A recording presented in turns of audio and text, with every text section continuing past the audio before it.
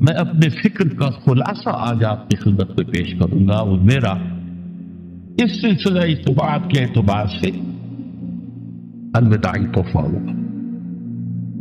اب میں آغاز کر رہا ہوں۔ پہلی بات،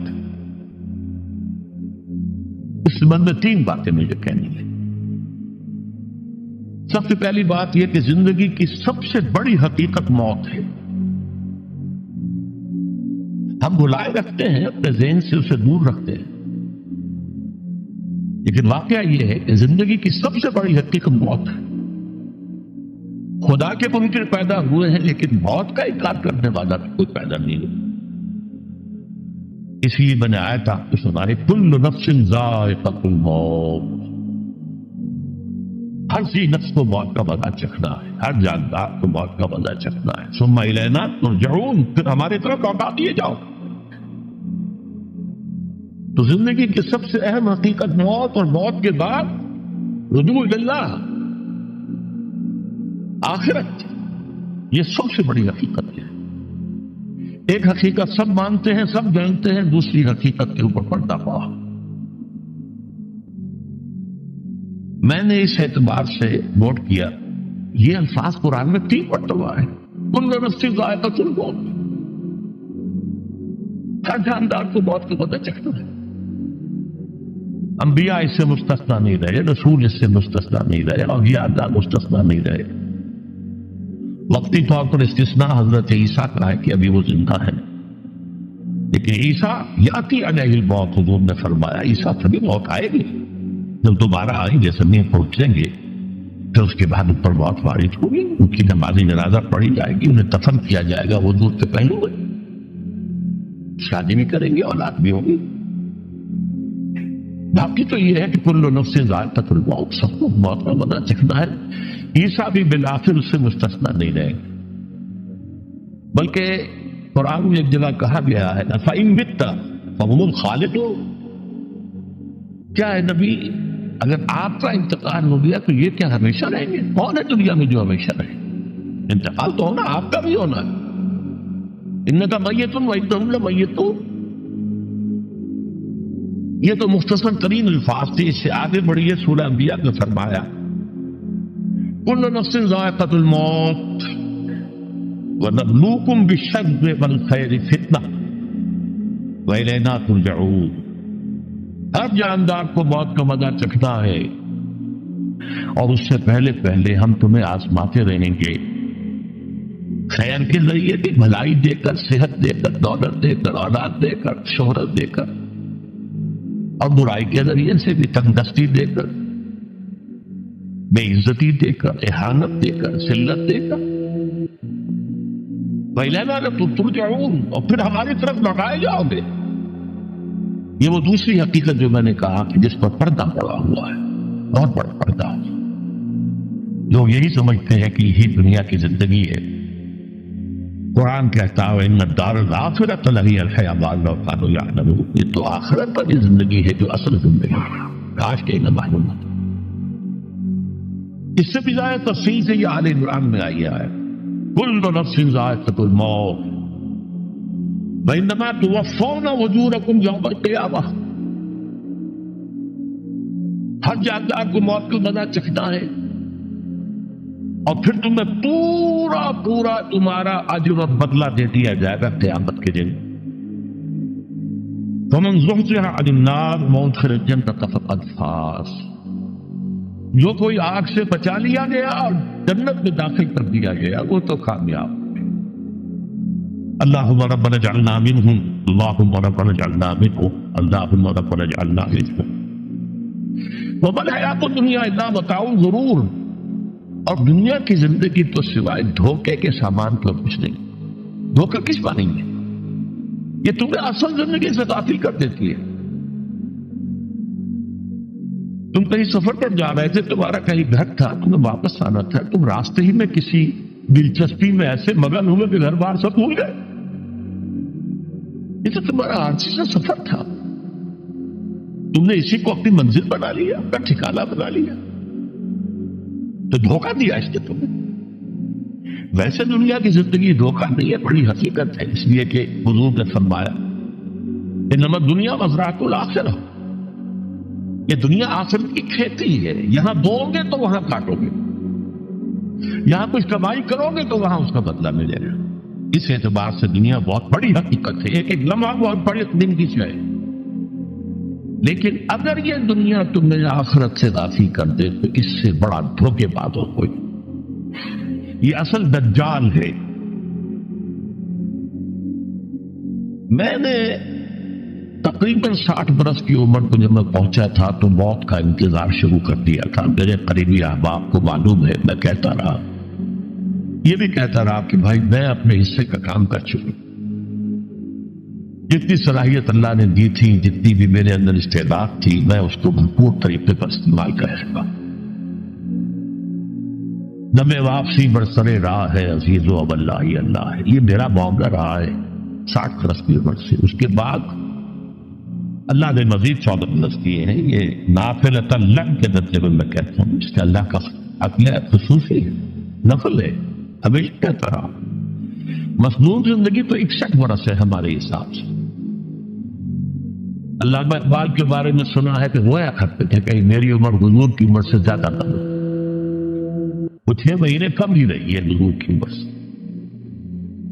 جو حضور کی عمر تھی وہی حضرت ابوبکر کی، وہی حضرت عمر کی، وہی حضرت علی کی۔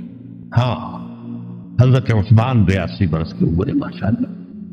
پھر یہاں کے مجددین میں سے وہی عمر حضرت شیخ احمد سرندی کی، وہی شاہ ولی اللہ دہلوی کی۔ ہاں شیخ عبدالحق محدث دہلوی رحمۃ اللہ علیہ 82 برس کی عمر۔ لیکن یہ میں کہا کرتا تھا مصنون عمر تو 61 برس ہے، جسے ہم 63 کہتے ہیں وہ اصل میں ہمارے حساب سے 61 بنتا۔ وہ 63 قمری ہے، جو 9 دن کم ہے، قمری سال جو ہے وہ شمسی سال سے۔ بہرحال میں اس وقت سے منتظر تھا، لیکن جو بھی وقت اللہ نے دیا ہے اللہ کا شکر ہے، وہ مفید کاموں میں لگا ہے۔ ان میں خاص طور پر میں سمجھتا ہوں کہ اللہ کا مجھ پر سب سے بڑا احسان، اور مجھے پر نہیں بہت بڑے پیمانے پر لوگوں پر بے احسان ہوا ہے، وہ میرا 1998 کا دورہ ترجمہ قرآن ہے جو کراچی میں ہوا تھا۔ 1998 کے مارچ میں میرا بڑا آپریشن ہوا، دونوں گھٹنے تبدیل کیے گئے، لیکن 98 کے آخر میں حالانکہ میں چل نہیں سکتا تھا۔ کراچی میں مسجد جو ہے اونچی ہے، دوسری منزل پر ہے، تو خاص ریمپ بنایا گیا جس کے ذریعے میں ویل چیئر پر مجھے لے جایا جاتا تھا۔ میں وہ درس لیا، اس درس کی گزشتہ چند سالوں سے پوری دنیا میں جو گونج ہوئی ہے اللہ کے فضل و کرم سے، اللہ کوئی حکمت خداوندی اس کے ساتھ وابستہ ہے۔ اس میں میرے کسی کام کو دخل نہیں ہے، میری کسی کوشش کو دخل نہیں ہے۔ میں نے تو جو درس میں دیتا آ رہا تھا 85 سے دورہ ترجمہ قرآن، البتہ یہ بات ضرور ہے کہ میں نے محسوس کیا تھا کہ 98 کے اس درس میں دورہ ترجمہ قرآن سے مجھے خصوصی انشراح حاصل۔ میری ساری گفتگو کا حاصل کیا ہے؟ دیکھیے نظریاتی تحریکوں کا تعلق اشخاص سے نہیں ہوتا، ٹھیک ہے، کوئی اس کا داعی ہوتا ہے، کوئی اس کا مؤسس ہو جاتا ہے، کوئی اس کا آغاز کرنے والا ہوتا ہے، لیکن نظریاتی تحریک افراد سے وابستہ نہیں۔ افراد آتے چلے جاتے ہیں اپنا حصے کا کام کر کے، جس کو جتنا مقدر ہے، جس کی اللہ تعالیٰ کی طرف سے توفیق ہے وہ اپنا کام کرے گا، چلا جائے گا۔ یہ چمن یوں ہی رہے گا اور ہزاروں جانور اپنی اپنی بولیاں سب بول کر اڑ جائیں گے۔ مبارک ہے وہ لوگ جنہیں قرآن کی بولی بولنا نصیب ہو جائے۔ مجھے گمان ہے، اللہ کے فضل ہے کہ میں ان میں سے ہوں، میں نے قرآن کی بولی بولی ہے، اور قرآن مجید کو جیسا کہ وہ ہے ایز اٹ از، اپنے کو مظلومہ خیالات، اپنے کوئی ذہن سے زائدہ نظریات کو میں نے اس میں دخل نہیں کیا، جسے انگریزی میں آپ آبجیکٹو لکھتے ہیں، خالص معلومی طور پر قرآن کو پڑھا، قرآن کو قرآن سے سمجھائے، یا پھر سیرت رسول سے سمجھائے۔ میں لفظ سنت کی بجائے سیرت استعمال کر رہا ہوں۔ قرآن مجسم حضور تھے صلی اللہ علیہ وسلم، اور حضور کی سیرت اور حیات جو ہے وہ قرآن مجید کی اصل تفسیر ہے۔ یہ حقیقت بھی بہت کم لوگوں کے لیے ہے۔ وہ احادیث کا نام تو لیتے ہیں، احادیث بھی ہیں، سیرت کی تو احادیث ہی سے میں ملتی ہے، لیکن میں خاص طور پر سنت یا حدیث کی بجائے سیرت کرنا سکتا ہوں۔ قرآن کی 2 سورسز ہیں، قرآن خود اور سیرت رسول صلی اللہ علیہ وسلم۔ بہرحال انشاءاللہ العزیز یہ کام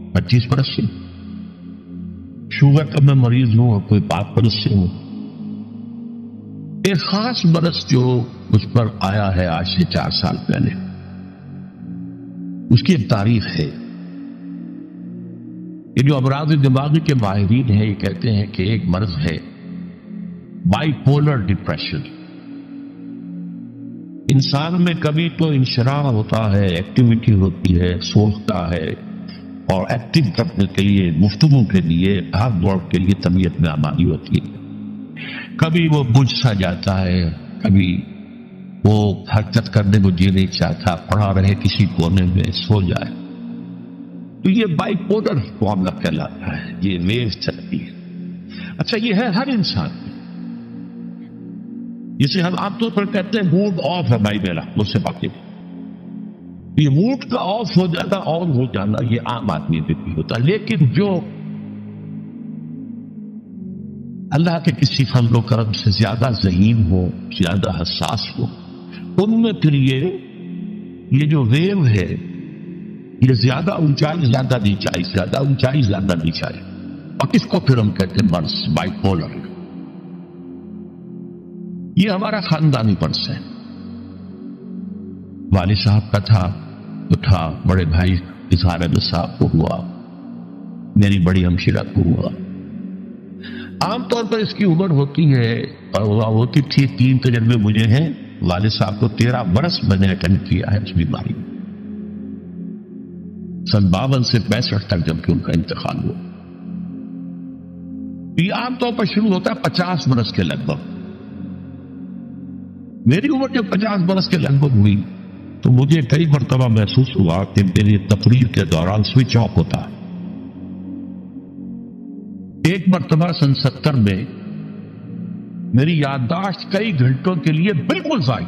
اس کا میں نے تذکرہ کیا ہوا، میری کتاب ہے حساب کم و بیش، جو کیفیت پر گزری تھی، جس کرب کے عالم میں وہ چند گھنٹے پر گزرے تھے، میں انہیں الفاظ میں بیان نہیں کر سکتا. آدمی خراب ہے، نہ ابتدا کی صبر ہے، نہ انتہا معلوم، کچھ بھی نہیں.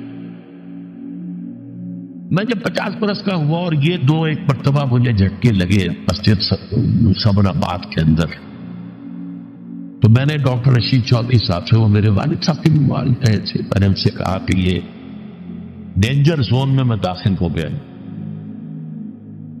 ان کا نہیں، آپ کو یہ نہیں ہوگا، اس لیے کہ آپ اللہ کے کتاب کی خدمت کر رہے ہیں.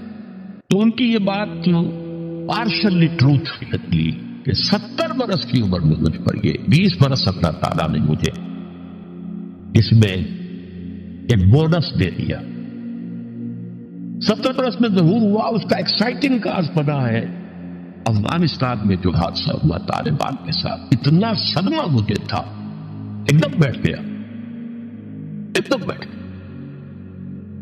یہ چیز جو ہے ابھی کنٹینیو کر رہی ہے بائی پولر، اس کے لیے میں دوا بھی لے رہا ہوں.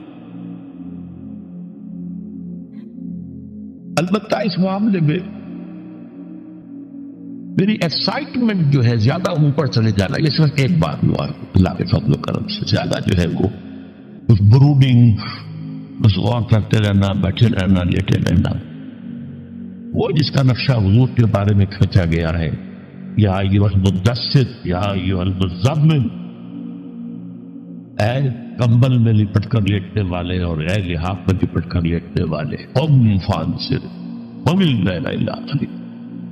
وہ ایک کیفیت ہوتی ہے. اور سورۃ الانشراح اور سورۃ الضحیٰ کی جو تفسیر مولانا پانی پتی رحمت اللہ علیہ، ثناء اللہ پانی پتی رحمت اللہ علیہ نے لکھی ہے، اس میں اس کا ذکر بڑی تفصیل سے، یہ 2 صورتیں اسی سے متعلق ہیں. تصوف کی اصطلاح میں اسے کہتے ہیں قبض اور بسط. کبھی قبض ہوتا ہے، اندر سے گویا کہ بندش لگ گئی ہے، کیوں ہو گیا کہ پتہ نہیں، بس کام کرنے کو جی نہیں چاہ رہا. اور کبھی بسط ہوتا ہے، طبیعت اور مزاج کھلا ہوا ہے، گفتگو کر کے بھی لطف آ رہا. یہ قبض اور بسط اسی کے لیے پھر آیا ہے الم نشرح لک صدرک. یہ انشراح، بسط جو ہے وہ انشراح. بہرحال ایک میرا مرض جو ہے وہ یہ ہے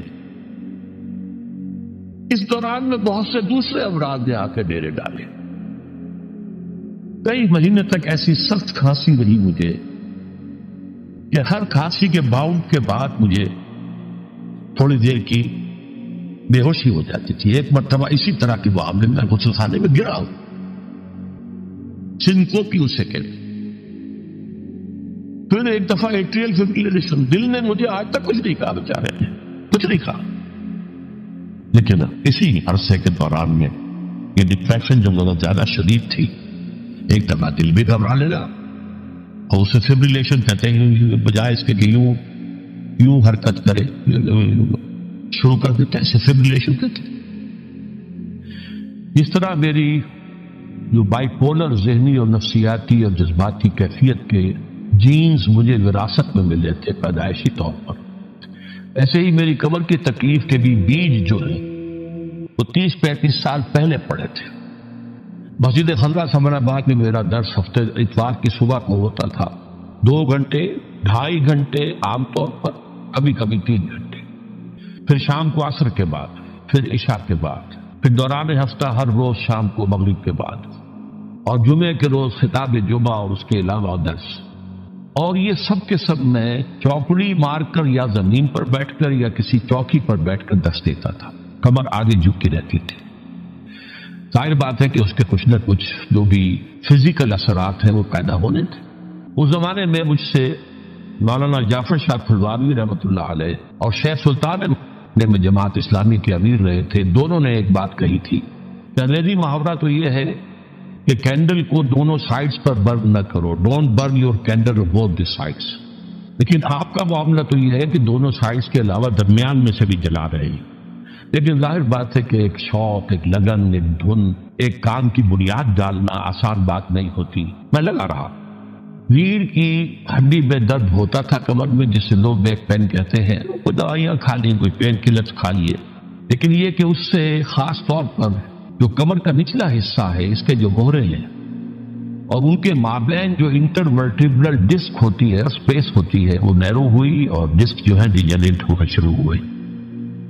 تکلیف بڑھتی چلی گئی، کام بھی چلتا گیا. پہلا ایکیوٹ حملہ مجھ پر ہوا ہے 1985 میں. سارے اسباب تو اندر موجود تھے، لیکن ایک ایکسائٹنگ کاز، فوری سبب یہ بن گیا کہ شکاگو سے لاہور تک کا سفر میں نے کیا اور اس میں 30 گھنٹے مجھے مسلسل بیٹھنا پڑا. شکاگو سے لندن، لندن ہیتھرو ایئرپورٹ پر 6-7 گھنٹے انتظار، پھر وہاں سے اسلام آباد میں انتظار، لاہور کی فلائٹ. اس سے یہ ہے کہ اس قدر شدید تکلیف ہوئی کہ رکوع میں جانا مشکل، رکوع سے اٹھنا اس سے بھی زیادہ مشکل، جھکنا جو ہے، چلنا بہت مشکل. 12 ادویات وغیرہ کھانی اور اس کے ذریعے سے اس میں میں کورٹیسون کا استعمال بھی کرتا رہا اور کام چلتا رہا. اچانک میں گیا کراچی کے دورے پر، تو وہاں جو شکل پھر پیدا ہوئی تھی 1985 میں، 4-5 دن جس حالت میں گزرے ہیں میں اس کا اب بھی تصور کرتا ہوں تو کانپ جاتا ہوں. شدید تکلیف، کسی کا چین نہیں. اس کا معاملہ خاص طور پر دوہرا اس لیے ہو گیا تھا، میں وہاں مہمان تھا سید سراج الحق صاحب کا، محترم کا. اب ظاہر بات ہے میری وجہ سے انہیں جسمانی تکلیف بھی ہو رہی تھی، جس میں مشقت ہو رہی تھی، کوفت ہو رہی تھی. بہرحال وہاں سے مجھے لاہور پھر لایا گیا ہے ایک اسٹریچر پر. یہ آئیے کہ 3 سیٹوں کے اوپر اسٹریچر لگا، اس پر میں آیا. یہاں آ کر کچھ انویسٹیگیشن کی، کچھ کورٹیسون انجیکشن لگے، تو اس طریقے سے وہ بات دب گئی. مشورہ کیا ڈاکٹر بشیر صاحب جو سرجن ہوتے تھے، انہوں نے کہا آپریشن آپ نے کرنا ہے، اگرچہ معاملہ تو خراب ہے اور یہ 3 موروں کے درمیان جو ہے معاملہ وہ کافی تشویشناک ہے، آپریشن نہ کرائے، ادویات وغیرہ سے، کچھ ایکسرسائز سے کام چلائے. اس وقت تک ابھی MRI ایجاد نہیں ہوا تھا، CT اسکین ہوتا تھا، وہ کروایا تو معلوم ہوا کہ نمبر 4 اور 5 اور S1 یہ 3 موریں جو ہیں ان کے درمیان کی ڈسک جو ہے وہ تقریباً ڈیجنریٹ ہو چکی ہے. بہرحال اس کے بعد بھی اللہ کا فضل ہوا، کام چلتا رہا. 91 سے مجھے گھٹنوں کی درد کی تکلیف شروع ہوئی تو میں نے پین کلر زیادہ اسٹرانگ کھانے شروع کیے. اس سے یہ درد بھی دب گیا، معلوم ہوا ہے ہی نہیں، کمر میں کچھ ہے ہی نہیں. لیکن آج سے کوئی 3-4 سال پہلے میں نے جب آپریشن تو کرایا تھا تقریباً 7 سال پہلے 1998 میں، تو اس کے بعد سے میں نے وہ پین کلرز ختم کر دیے، اس لیے کہ گردے پر اور معدے پر کا برا اثر ہو رہا تھا. لیکن یہ کہ اس کے بعد آج سے 3-4 سال پہلے مجھے تکلیف بڑھنی شروع ہوئی. کھڑے ہونا مشکل ہو گیا، چلنا مشکل ہو گیا، کھڑے ہو کے تقریر کرنا موقوف ہو گیا. عام طور پر تھوڑا چلنا ہوتا تھا تو ویل چیئر کے اوپر. یہ بات آنکھیں تک بڑھی نہیں. سن 5 کے آغاز میں تکلیف جو ہے یہ زیادہ بڑھی، تو پھر MRI کرایا گیا. اس سے معلوم ہوا کہ اب 3 نہیں 4 مورے انوالوڈ ہیں، L3 L4 L5 S1، اور صورتحال بہت تشویشناک ہے. آپریشن جو ہے وہ لازمی ہے. لیکن کچھ خوف تھا آپریشن کا، کچھ لوگ بھی ڈراتے تھے. ٹال بٹول سے میں کام لیتا رہا، وہی دوائیں وغیرہ. پھر کچھ جدید قسم کے ٹونے ٹوٹکے بھی ٹرائی کیے، کچھ ہومیوپیتھی بھی ٹرائی کی. لیکن یہ کہ درد بڑھتا چلا گیا، مرض بڑھتا گیا جو دوا کی. اچانک یہ آج سے 4 مہینے پہلے حادثہ ہو گیا. بہت شدید درد کی کیفیت تھی اور 3-4 روز سے میرا مسجد میں آنا بھی موقوف تھا، اور میں وضو بھی نہیں کر سکتا تھا، بلکہ تیمم ہی سے نماز بستر پر پڑھ رہا تھا. لیکن ہوائی ضروریات کے لیے گیا میں باتھ روم. وہاں میں کھڑا ہی تھا ابھی کہ میرا بایاں گھٹنا ایک دم بیٹھ گیا، بینڈ ہو گیا، اور میں گر گیا پیچھے. اس کا مطلب کیا ہوا کہ یا تو کوئی جو ہے وہ پیرالائسس ہو گیا ہے یا کوئی اور اس قسم کا حادثہ ہو گیا ہے. تو اب یہ ایمرجنسی کی پوزیشن بن گئی، اور جو آپریشن ہے وہ فوری طور پر لازمی ہو گیا. یہ آپریشن ہے میرا جو 19 نومبر کو سرجی میڈ ہاسپٹل میں ہوا، اور ڈاکٹر عامر عزیز صاحب نے کیا. ان کا تھوڑا سا تعارف یہ ہے کہ یہ میرے بیٹے ڈاکٹر عارف رشید کے کلاس فیلو ہیں. اس اعتبار سے میرا ادب اور احترام ایسے ہی کرتے ہیں جیسے اپنے والد کا. پھر یہ کہ وہ بہت ہی نیک اور دیندار آدمی ہے. بہت اچھی داڑھی ان کے چہرے پر ہے، وہ چہرہ مزین ہے. اس کے علاوہ یہ کہ وہ 1 ایئر کورس ہمارے یہاں سے قرآن اکیڈمی سے کر چکے ہیں. افغان جہاد وغیرہ میں ان کا بڑا ایکٹیو رول رہا. 3-4 مہینے FBI کے انڈر انٹروگیشن رہے، یہ سب کو معلوم ہے. بہرحال انہوں نے آپریشن کیا 19 تاریخ کو نومبر کی، اور الحمدللہ کہ آپریشن ہر اعتبار سے کامیاب رہا. میں یہاں علی رؤوس الاشہار شکریہ ادا کرنا چاہتا ہوں ڈاکٹر عامر عزیز کا. انہوں نے کوئی اپنی آپریشن فیس تو درکنار، ہاسپٹل کے سارے چارجز بھی اپنی جیب سے ادا کیے. ایک پیسہ مجھے خرچ نہیں کرنے دیا میرے کہنے کے باوجود، اصرار کے باوجود. بلکہ میرے وہ ریڑھ کی ہڈی کے منکوں کے دونوں طرف جو پلیٹیں ڈالی گئی ہیں، میٹلک ظاہر بات ہے کہ وہ بہت قیمتی ہوں گی، تو پھر عام لوہا تو نہیں ہوتا. اس کے پیسے بھی اپنی جیب سے ادا کیے. زیادہ سے زیادہ جو ہے وہ جو ایڈیشنل دوائیوں کی ضرورت ہوتی تھی وہ ہم بازار سے منگاتے تھے. ہمارا خرچ اس پر ہوا ہے، ورنہ ایک پیسہ انہوں نے خرچ نہیں ہونے دیا. آپریشن سے میں بہت جلد جو ہے نکل کے آ گیا. آپریشن کے فوراً بعد مجھے پتہ ہی نہیں چلا کہ درد نام کی بھی کوئی شے ہوتی ہے. وہ اتنی انہوں نے پین کلرز وغیرہ دیے ہوئے تھے. بہرحال یہ کہ اس کے بعد جب میں گھر پہ منتقل ہوا ہوں، اب وہ بھی ظاہر بات اسٹریچر پر آیا تھا، تو یہاں آ کر پھر کچھ نہ کچھ درد تھوڑا بہت جو ہے وہ شروع ہوا، پین کلرز کم ہوئے. اور یہ خاص طور پر فزیو تھراپی ایکسرسائز جو ہے وہ تجویز کی گئی تھی کہ اور کوئی علاج نہیں ہے. یہ فیصلہ تو ہو گیا تھا کہ یہ اس معنی میں پیرالائسس نہیں ہے، فالج نہیں ہے. نہ تو یہ ہے کہ کوئی دماغ کی شریان پھٹنے کی وجہ سے ہوا ہے جسے سٹروک کہتے ہیں، اور نہ ہی کوئی نرو کٹی ہے. البتہ کوئی نرو کچلی گئی ہے، لیکن اب اس کچلے جانے کی کیفیت سے دوبارہ اس کو اپنے نارمل فنکشن کو ریزیو کرنے میں وقت لگے گا. اب اس کے لیے جو ہے فزیکل ایکسرسائز، پٹھوں کی مضبوطی جو ہے یہ بہت ضروری ہے. چنانچہ وہ ہوتا رہا. پہلے بہت ریگولرلی آتے رہے، وہ بھی ڈاکٹر عامر عزیز صاحب کے اسسٹنٹس تھے جو آتے رہے، اور بغیر کسی فیس کے وہ آئے ہیں. وہ پہلے متواتر آتے تھے، پھر وقفے سے آتے رہے، اور انہوں نے بھی اپنی کوئی فیس نہیں لی. بہرحال اب صورتحال یہ ہے کہ میں رفتہ اس کامل معذوری کی کیفیت سے نکل کر نیم معذوری کی کیفیت میں آ گیا ہوں. واکر کی مدد سے چل بھی رہا ہوں، اور اب میں نے مسجد کے لیے بھی وہ جو میرے لیے سیڑھیاں کبھی بنی تھیں جبکہ میرے گھٹنوں میں شدید درد تھا، چھوٹے چھوٹے سٹیپ تھے ان کے، ان میں ایک طرف ریلنگ تھی، دوسری طرف بھی ریلنگ لگوا کر اب میں آسانی سے الحمدللہ مسجد میں جا رہا ہوں، 5 وقت کی نماز پڑھ رہا ہوں. اور جیسا کہ میں نے شروع میں کہا ہے، یہاں آنا مجھے بہت ہی پہاڑ